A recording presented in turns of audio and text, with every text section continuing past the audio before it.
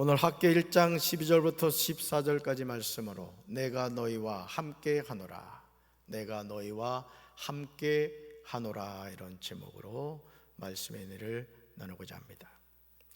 우리가 하나님의 자녀로 살아간다는 것이 쉽지 않습니다. 왜냐하면 우리는 육신을 입고 살아가기 때문입니다. 하나님의 자녀라고 해서 자연재해나 삶의 고난으로부터 자유로운 것은 아닙니다. 소나기가 오면 나도 맞아야 합니다. 그러다 보니 내가 신앙을 가지고 살아간다는 것이 아무 소용이 없다, 이런 생각이 들 때가 있습니다. 나는 나름대로 하나님을 열심히 믿는다고 생각하는데 믿지 않는 사람보다 더 나아 보이는 것이 없을 때 이런 생각이 떠나지를 않아요. 내가 교회 다녀서 나에게 유익한 게 뭐지? 내가 하나님을 믿는다고 하는데 내 삶에 뭐가 유익한 건가? 이런 반문을 하게 되죠. 그러므로 수많은 사람이 믿음의 경주에 참여하기 위하여 틀에게 들어섰다가 어느 순간 경주를 포기해버려요. 아니, 세상을 향하여 달려갑니다. 천국에 대한 소망을 버리고 오직 육신의 정욕과 안목의 정욕과 이생의 자랑을 추구합니다. 사랑하는 성도 여러분, 표대를 향하여 그리스도 예수 안에서 부르시는 부르심의 상을 향하여 달려가다가 지치지 않으셨습니까? 담임 목사님, 이제는 쉬고 싶어요. 천국도 지옥도 믿어지지 않고 그냥 편안하게 살다가 죽고 싶어요. 이런 하소연을 하고 싶지 않습니까? 저도 목회를 하면서 그런 위기가 수없이 많았습니다. 하나님이 믿어지지 않고 나는 힘들고 고통스러운데 하나님은 침묵하십니다. 한 말씀만 해달라고 회원해도 한 말씀도 하지 않으시는 거예요. 목회를 포기하고 싶다는 생각이 들 때도 많았습니다. 어떤 목사는 길이 잘 열리고 목회도 쉽게 하는데 나는 나름대로 열심히 한다고 하는데 목회 길이 전혀 풀리지 않았습니다. 제일 힘든 순간은 앞이 보이지 않을 때요. 이런 상황을 앞으로 몇 달, 아니 몇 년, 몇십 년을 이어가야 될까? 막 그런 답답함이 밀물처럼 몰려올 때가 많았습니다. 캄캄한 지하교회에서 고래고래 소리를 지르면서 기도하다 보면 갑자기 울컥하는 거예요. 갑자기 나를 도와줄 사람이 없다. 이 사실이 너무 서러웠고요.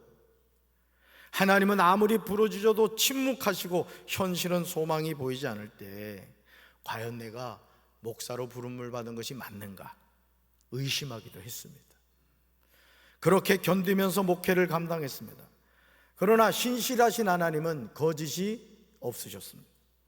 하나님의 때가 되었을 때 하나님은 전혀 뜻밖의 방법으로 지하에 있는 저를 새로운 목양지로 인도해 주셨습니다. 물론 그 기간이 짧지 않았어요. 하지만 하나님은 정확하셨습니다. 하나님의 일은 담임 목사 혼자 하는 것이 아닙니다. 하나님은 하나님의 때에 하나님의 사람을 부르십니다. 하나님의 사람을 세우십니다. 하나님의 사람들로 말미암아 하나님의 놀라운 역사를 써가게 하십니다. 학개 1장 12절에서 우리는 하나님의 행하시는 놀라운 장면을 보게 됩니다. 이것은 영적인 질서에 관한 내용인 것을 보게 되죠. 우리 말씀 같이 읽습니다. 스알딜의 아들 스룹바벨과 여호사닥의 아들 여호수아 대제사장과 남아있는 모든 백성이 주 그들의 하나님이 하신 말씀과 주 하나님이 보내신 학개의 예언자가 한 말을 따랐다. 백성은 주님을 두려워하였다. 아멘. 사랑하는 성도 여러분, 스알딜의 아들 스룹바벨은 백성의 지도자입니다. 여호사닥의 아들 대제사장 여호수아는 종교적인 지도자입니다. 그럼에도 스알딜의 아들 스룹바벨과 여호사닥의 아들 대제사장 여호수아와 남은 모든 백성이 그들의 하나님 여호와의 목소리와 선지자 학개의 말을 들었습니다. 이들이 그렇게 한 이유, 분명한 이유가 있었어요. 뭐냐? 그들의 하나님 여호와께서 선지자 학개를 뭐 하셨음을 믿었기 때문이다. 보내셨음을 믿었기 때문이라는 거예요. 그러므로 백성이 다 여호와를 뭐 했다고요? 경외합니다. 학개 1장 12절에서 그들이 하나님 여호와의 목소리와 선지자 학개의 말을 같은 위치에서 보고 있음을 주목해야 돼요. 선지자는 하나님의 목소리를 대변하는 사람입니다. 아멘. 그러므로 선지자는 하나님이 보낸 사람인 거예요. 하나님. 읽어볼까요?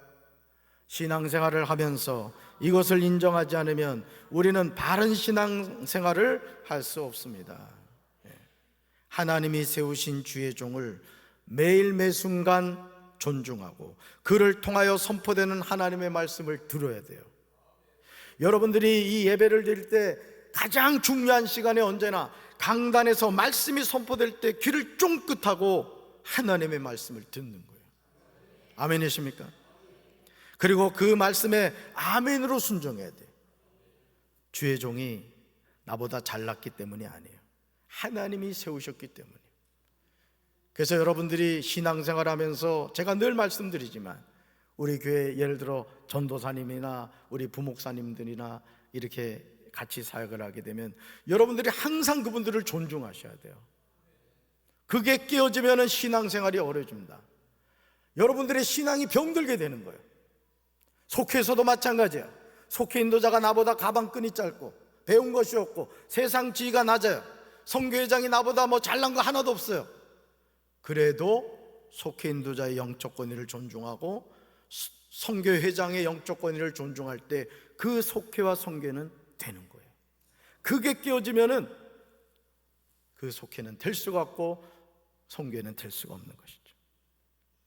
학개 1장 13절에서 여호와의 사자 학개가 백성에게 하나님의 말씀을 전해요. 말씀 같이 읽습니다. 그때 여호와의 사자 학개가 여호와의 위임을 받아 백성에게 말하여 이르되 여호와가 말하노니 내가 너희와 함께하노라 하니라. 아멘. 그때 누구의 사자 학개가요? 사랑하는 성도 여러분, 학개 1장 13절에 나오는 표현을 주목해 보시기 바라요. 여호와의 사자 학개입니다. 주님의 메신저라는 거예요. 여호와의 사자 학개라고 표현하고 있어요. 여기서 누구의 사자라고 합니까? 여호와의 사자라는 거예요. 여호와의 사자. 그렇다면 여호와의 사자는 어떤 사람입니까? 읽어볼까요? 여호와의 위임을 받아 백성에게 말하여 이르는 사람입니다. 그러므로 여호와의 사자는 자기 이야기를 하는 사람이 아닙니다. 하나님의 말씀을 대언하는 사람입니다. 즉 하나님의 말씀인 거예요. 하나님의 말씀. 에스겔 37장 9절에서 하나님은 선지자 에스겔에게 대언하라고 명령하십니다. 말씀 같이 읽습니다. 또 내게 이르시되 인자야 너는 생기를 향하여 대언하라.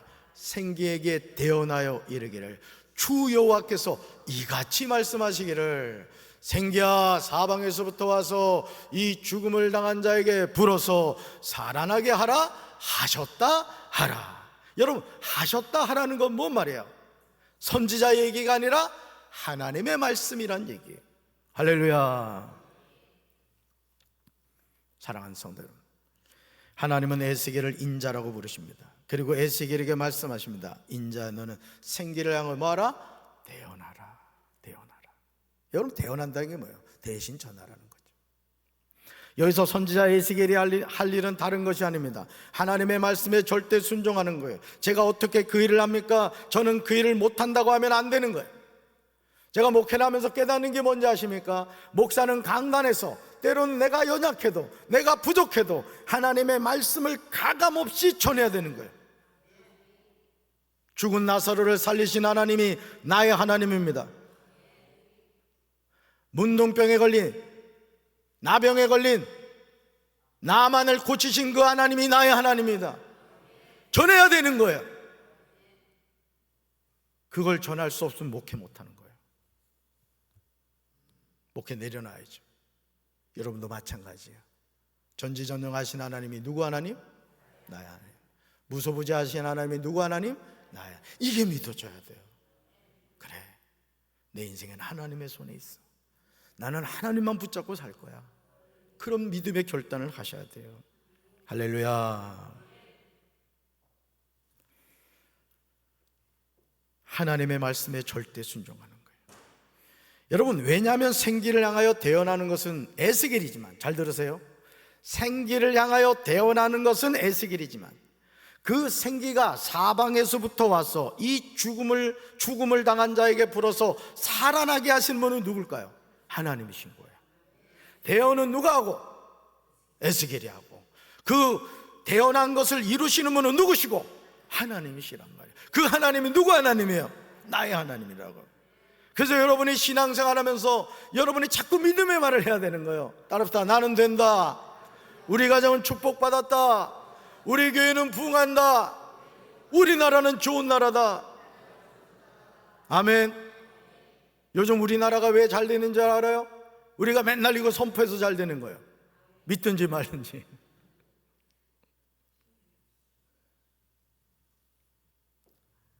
선지자 에스겔의 능력이 아니에요. 그러니까 우리 최전사도 목회하면서 꼭 기억해야 될 것이, 내가 무슨 능력이 있어서 하나님의 일을 하는 게 아니야. 목사가 내 능력이 있어서 이 생각을 하는 순간 타락하는 거예요. 여러분, 이재록이라는 만민중앙교회 사이비 이단이 됐습니다마는 그 이재록 목사가 처음에는요 엄청난 능력을 행한 사람이에요. 막 기적을 행했다고요. 그런데 기적을 행하다 보니까 어느 순간 자기가 뭐가 된 거예요? 하나님이 돼버린 거예요. 나는 우리 성도 여러분들 은사 받으시기 바라요. 방언의 은사 받으시기 바랍니다. 예언의 은사 받으시기 바라요. 신의 은사, 통변의 은사, 영분별의 은사 받으시기 바라요. 그렇지만 그 은사 받은 거 가지고 교만하면 안 된다고요. 오직 하나님의 영광을 위해서 써야 되는 거예요. 할렐루야. 선지자는요, 읽어볼까요? 선지자는 하나님의 말씀을 전할 뿐입니다. 아멘. 그 여러분이 강단에서 하나님의 말씀이 선포될 때, 저건 목사님의 말이 아니라 하나님의 말씀이구나, 이걸 여러분이 받아들이셔야 돼요. 아멘이십니까? 물론 담임 목사도요, 자신이 여호와의 사자임을 잊지 말아야 돼요. 절대 경거망동하면 안 돼요. 선지자 학계가 여호와의 위임을 받아, 이게 중요하죠. 위임을 받아 백성에게 말하여 이르렀듯이 담임 목사도 이것을 항상 잊지 말아야 돼요. 내가 잘나서 강단에 선 게 아니라, 제가 어제 어느 권사님하고도 가을 산행을 갔다 오면서 그런 얘기를 했습니다만, 목사가 사실은 성도들보다 연약한 게 많아요. 여기 앉아 계신 여러분들 가운데 저보다 똑똑하신 분 많고, 또 세상적으로 저보다 훌륭하신 분들이 많다고요. 그럼에도 하나님이 부족하지만 저를 강경제일감리교회 담임 목사로 세워주신 거예요. 위임해 주신 거예요. 그래서 저는 항상 겸손하게 주신 사명을 감당하는 거예요. 아멘이십니까? 그렇다면 여호와의 사자로서 여호와의 위임을 받은 학개가 전한 사실은 무엇일까요? 여호와의 사자인 선지자 학개가 백성들에게 전한 여호와의 말씀이에요. 아주 암송해야 될 말씀이에요. 같이 읽습니다. 내가 너희와 함께 있겠다. 나 주의 말이다. 아멘. 내가는 누구예요? 하나님이 나와 함께 있겠다. 언제까지? 세상 끝날까지. 아멘이십니까? 이 세상에서 하나님의 자녀에게 가장 큰 축복이 무엇입니까? 그것은 내가 너희와 함께 있겠다는 말씀이에요. 우리는 이 말씀을 마태복음 1장 23절에서 보는데, 하나님은 주님의 사자를 통하여 예수 그리스도의 나심을 알려주십니다. 말씀 읽어볼까요? 보라, 처녀가 잉태하여 아들을 낳을 것이요 그의 이름은 임마누엘이라 하리라 하셨으니, 이를 번역한즉 하나님이 우리와 함께 계시다 함이라. 아멘. 사랑하는 성도 여러분, 처녀가 어떻게 잉태하여 아들을 낳아요? 신하나 권사님, 시집도 안 간 처녀가 잉태해서 아들을 낳으면 돼, 안 돼? 안 되지. 안 되지. 이건 의학적으로 불가능한 일입니다. 그런데 하나님은 이 불가능한 일을 친히 행하셨습니다. 그렇다면 하나님이 이렇게 불가능한 일을 가능하게 하신 이유가 뭘까요? 하나님은 이 놀라운 역사를 임마누엘이라고 표현하고 있어요. 임마누엘. 읽어볼까요? 그의 이름을 임마누엘이라 하리라. 아멘. 임마누엘의 뜻은 학개 1장 13절 하반절에 나오는 내용과 동의해요. 무슨 내용이요? 하나님이 우리와 함께 계시다. God with us. 하나님이 우리와 함께 계시다. 믿습니까? 여러분 혼자가 아니에요. 여러분이 고통스러워 괴로워할 때, 정말 살아야 되나 말아야 되나 고민할 때, 정말 앞이 캄캄하여 아무것도 보이지 않을 때, 하나님이 여러분과 함께 하신다는 사실을 잊지 마시기 바라요. 이것이 우리를 향한 하나님의 계획입니다. 말씀이 육신이 되어 이 세상에 오신 예수님은 한 가지 목표가 있었어요. 그게 뭐냐? 그가 자기 백성을 그들의 뭐에서? 교회에서 뭐하는 것? 구원하는 것이. 아멘. 이 세상에서 사람의 힘으로 해결할 수 없는 일이 많은데 절대 불가능한 일이 죄를 해결하는 것입니다. 사람의 수고와 노력으로는 죄가 해결될 수도 없고 해결되지 않아요. 어떤 목사님들은 그런 얘기를 합니다.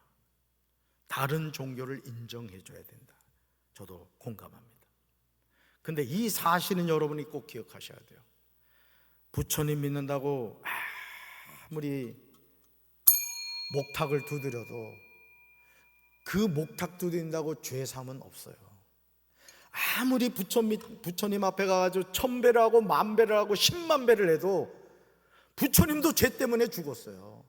공자님은 얼마나 훌륭하신 분입니까? 그러나 공자님은 죄인으로 죽은 거예요. 이 세상에 죄가 없으신 분은 누구밖에 없다? 예수님밖에 없어요. 그러니 여러분이 그 예수님을 믿고 있다는 것은 인생의 로또를 맞은 거예요. 로또를. 믿습니까? 그래서 불자에게도 복음을 전해야 되는 거예요. 왜? 그들이 지옥을 향해 가고 있기 때문에. 예수 믿지 않는 사람은 그들에게 반드시 복음을 전해요. 그들이 받아들이든 받아들이지 않든 그건 그들의 몫입니다. 주님이 도와주셔야 돼요. 그러나 우리는 따르다 복음을 전해야 합니다. 그런데요, 이 일이 주묵구구식으로 된 것이 아니에요. 수많은 선지자가 메시아의 오심에 관하여 예언했고 그 메시아가 동정녀 마리아에게서 성령으로 잉태되게 하셨습니다. 읽어볼까요? 아들을 낳으리니 그 이름을 예수라라. 여러분, 예수란 뜻이 뭐예요? 구원자란 뜻이에요. 구원자. 구세주란 뜻이에요. 하나님의 일은 하나님이 행하신 줄로 믿습니다. 우리가 참 믿음을 가지면 그 믿음을 통하여 하나님이 역사하세요. 그래서 여러분이 지하 개척교회 목회 얘기를 많이 했습니다마는 가장 인생이 소망이 없을 때 기도하셔야 돼요. 우리는 반대로 살거든요. 그래서 저는 이 목회를 하면서 우리 강 목사나 우리 전사들한테도 항상 내가 하는 말이지만은 목회는 정로를 가야 돼요. 우회하면 안 됩니다. 여러분도 신앙생활 마찬가지예요. 여러분 하나님 사랑하시죠? 하나님 사랑하시죠? 그럼 여러분들이 반드시 하셔야 될 두 가지 일이 있어요. 매일 기도하셔야 됩니다. 그리고 매일 영적 양식인 성경을 읽으셔야 돼요. 그리고 기도와 말씀을 붙잡고 찬양하셔야 돼요. 집에서 뽕짝 틀어놓지 말고 찬양을 틀어놓으셔야 돼요. 자꾸 찬양을 하시다. 할렐루야. 우리가 참 믿음을 가지면 그 믿음을 통하여 하나님이 역사하시는데 누가복음 1장 26절부터 38절에는 예수님의 나심을 예고하는 내용이 나와요. 천사 가브리엘이 다윗의 자손 요셉과 약혼한 처녀 마리아를 찾아가요. 가브리엘은 마리아에게 이렇게 말해요. 은혜를 입은 자다. 은혜를 입은 자다. 여러분도 이 은혜를 입게 되길 바랍니다. 하나님이 풍성한 은혜를 부어주시길 주님의 이름으로 축원합니다. 그러나 과연 마리아가 은혜를 입은 자입니까? 생각해 보세요. 다윗의 자손 요셉과 약혼했는데 아직 요셉과 살지도 않았는데 잠도 안 잤는데 갑자기 가브리엘 천사가 와서 너가 성령으로 애를 갖게 될 거다 이렇게 얘기를 하는 거예요. 여러분, 은혜를 입은 자예요? 저주를 입은 자예요? 세상적으로 볼 땐 저주를 입은 거예요. 말씀을 잘 여러분이 보셔야 된다고요. 남의 문제라고 해서 은혜를 입은 자라고요? 다윗의 자손 요셉과 약혼한 처녀예요. 그런데 요셉의 씨가 아닌 다른 씨로 잉태하게 되면 당시 풍습으로 마리아는 돌에 맞아 죽어야 되는 상황이에요. 돌에 맞았어. 그런데 은혜를 입은 자라고요? 그러나 누가복음 1장 30절에서 천사 가브리엘은 마리아에게 무수하지 말라고 전하면서 강조를 해요. 말씀 같이 읽습니다. 마리아야, 그대는 하나님의 은혜를 입었다. 아멘. 마리아는 뭘 입은 자였다고요? 은혜를 입은 자였어요. 저와 여러분도 하나님의 이 은혜를 입은 줄로 믿습니다. 잘난 거 없는데, 내놓을 것 없는데 나 같은 죄인을 주님이 구원해 주시고 하나님의 자녀 삼아 주셨다는 거죠. 남자를 알지 못하는 처녀 마리아에게 천사 가브리엘은 놀라운 사실을 전합니다. 바로 그것이 뭐냐, 이거예요. 암송하셔야 돼요. 이게 새 번역으로 번역된 거예요. 읽어봅시다. 하나님께는 불가능한 일이 없다. 한 번 더요. 하나님께는 불가능한 일이 없다. 아멘. 왜 이 말을 한지 아세요? 마리아가 말하는 거예요. 주님, 저는 남자를 알지 못해요. 근데 어떻게 애를 가져요? 이 얘기를 했어요. 그때 가브리엘이 하나님께는 뭐한 일이 없다? 불가능한 일이 없다. 여러분 인생도 마찬가지예요. 하나님께는 불가능한 일이 없는 거야. 우리 이걸 믿어야 돼요. 아멘이십니까? 가브리엘의 말을 들은 마리아는 하나님의 말씀 앞에 자신의 모든 것을 걸었어요. 우리 인생을 하나님께 걸어야 됩니다. 하나님께 맡겨야 되는 거예요. 그게 축복받는 인생인 거예요. 누가복음 1장 38절에서 믿음으로 고백하며 말씀에 온전히 순종합니다. 말씀 읽어볼까요? 저는 주님의 종입니다. 주께서 원하시는 대로 기꺼이 따르겠습니다. 이 모든 말씀이 그대로 이루어지기를 바랍니다. 아멘. 사랑하는 성도 여러분, 하나님의 일은 내 마음대로 하는 것이 아닙니다. 하나님이 계획하시고 우리는 하나님의 계획에 순종하는 거예요. 그것이 때로는 나의 생각하고 다르다고 하더라도 하나님을 믿고 온전히 순종하는 거예요. 목회를 하면서 제가 깨닫는 게 그거예요. 아, 하나님을 의지하면 하나님이 이루어 가시는구나. 인간적으로는 솔직히 어떨 땐 두려울 때도 있어요. 걱정될 때도 있어요. 염려될 때도 있어요. 그래도 하나님 도와주세요. 하나님 도와주세요. 지금 건축 이 리모델링 해야 되는데 돈이 부족해요. 돈 막 이럴 때가 있어요. 그럼 하나님이 채워주시는 거예요. 여러분도 마찬가지예요. 이 세상 모든 돈 누구 거? 여러분 누구 자녀? 그럼 그 돈 누구 거? 아직 나한테 오진 않았지만 내 거란 말이야. 얼굴 표정 보니까 이러고 있어 지금.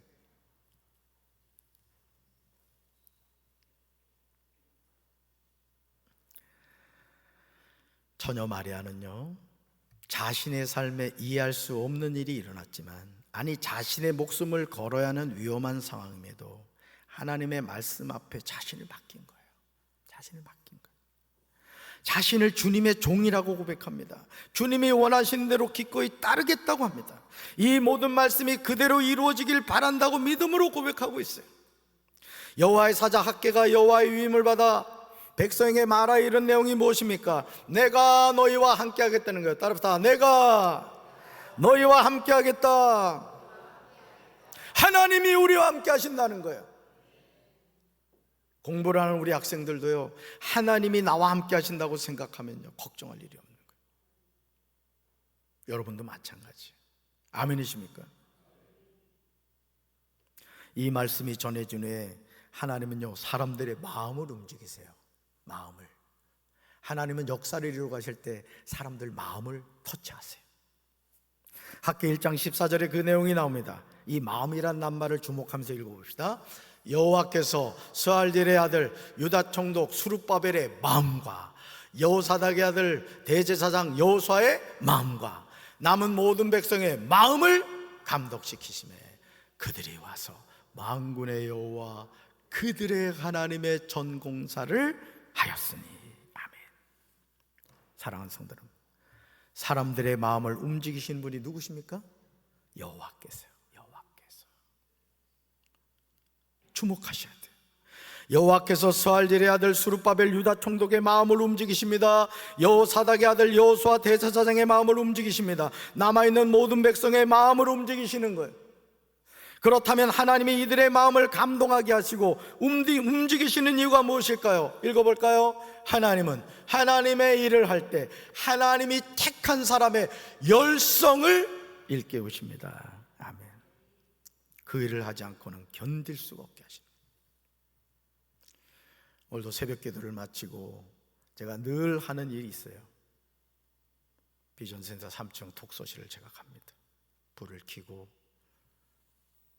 독서실을 쭉 살펴요. 요즘 아이들이 저녁마다 와서 공부를 하더라고요. 근데 지우개 똥을 그냥 버리고 때로는 종이도 막 바닥에 버리고 가고 그래요. 오늘 청소기 가지고 다 돌렸어요. 하나님이 제 마음을 움직이신 거예요. 무슨 마음? 아이들이 우리 교회 비전센터 독서실에 와서 공부를 하다 간단 말이에요. 성전 뜰을 밟는다고요. 교회 안 나오는 애도 있어요. 그렇지만 여러분 생각해 보세요. 여러분 깨끗한 화장실 가고 싶어요? 냄새나는 화장실 가고 싶어요? 대답하지 않으셔도 돼요. 제가 알기 때문에. 항상 청소해 놓는 거예요. 물티슈로 닦고. 그 아이들은 모를 거예요. 담임 목사가 청소한다는 거. 여러분이 주님의 몸된 전에서 신앙생활할 때 하나님이 여러분의 마음을 움직이실 거예요. 우리 박광원 원사님이 그런 일을 하고 있어요. 여러분 새벽 예배 드릴 때 막 마대 걸려가지고 막 바닥을 닦습니다. 억지로 합니까? 마음을 움직이시는 거예요. 하나님 얼마나 기뻐하시겠어요. 여러분의 마음도 움직이시기 바라요. 여러분의 마음도 이렇게 순종하시길 바랍니다. 할렐루야. 그래서 그 일을 하는 거예요. 하나님의 일은 그냥 하는 게 아니에요. 저도 강경제일교회 31대 담임 목사로 부임하여 지난 5년 동안 하나님이 제 마음을 움직이신 거예요. 제 마음의 열성을 일깨우신 거예요. 홍성에서 리모델링하고 장로들 장난쳐서 마음에 상처받은 사람이에요. 리모델링 또 하고 싶겠습니까?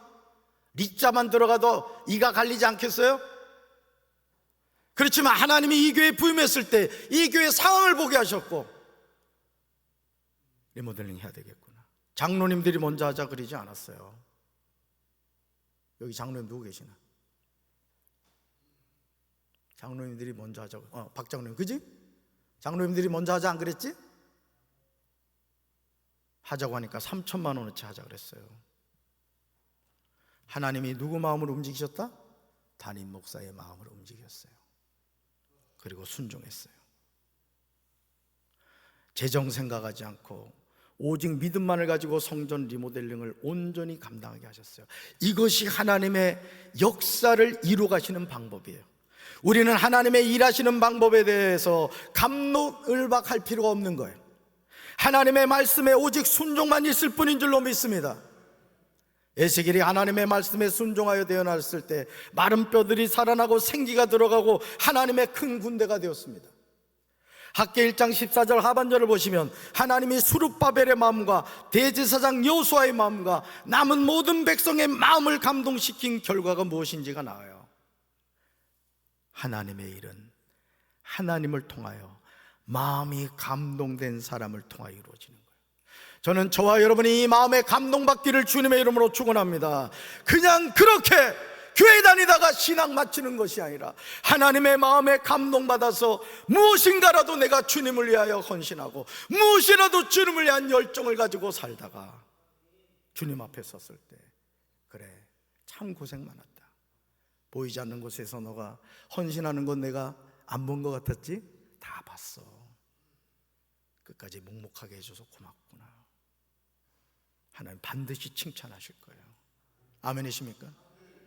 말씀 읽어볼까요? 그들이 와서 만군의 여호와 그들의 하나님의 전 공사를 하였으니 그들이 왔단 말이에요. 왜 왔죠? 마음이 감동이 된 거예요. 하나님이 그들의 마음을 움직이신 거예요. 해야 되겠구나. 내가 이 일을 해야 되겠구나. 여러분의 마음에도 이 감동이 있으셔야 돼요. 그러므로 이제 우리는 하나님 여호와의 목소리를 들어야 됩니다. 선지자의 말을 들어야 돼요. 왜냐하면 그들의 하나님 여호와께서 그를 보내셨기 때문입니다. 백성이 다 여호와를 경외하였듯이 여호와의 사자이며 여호와의 위임을 받은 선지자를 통하여 전해지는 하나님의 말씀을 들어야 할 줄로 믿습니다. 우리와 함께 하시는 임마누엘의 하나님, 그 하나님이 누구 하나님? 나의 하나님. 나의 하나님 의지하시고 믿음으로 승리하는 우리 성도들 되길 주님의 이름으로 축원합니다. 가슴에 손 얹겠습니다. 사랑의 주님, 불가능한 일을 가능케 하시는 하나님, 하나님은 사람을 세우셔서 하나님의 역사를 이루어가게 하십니다. 주님, 우리의 마음도 감동이 되어 하나님의 역사에 쓰임받는 일꾼들이 되게 하옵소서. 예수님의 이름으로 간절히 기도합니다. 아멘.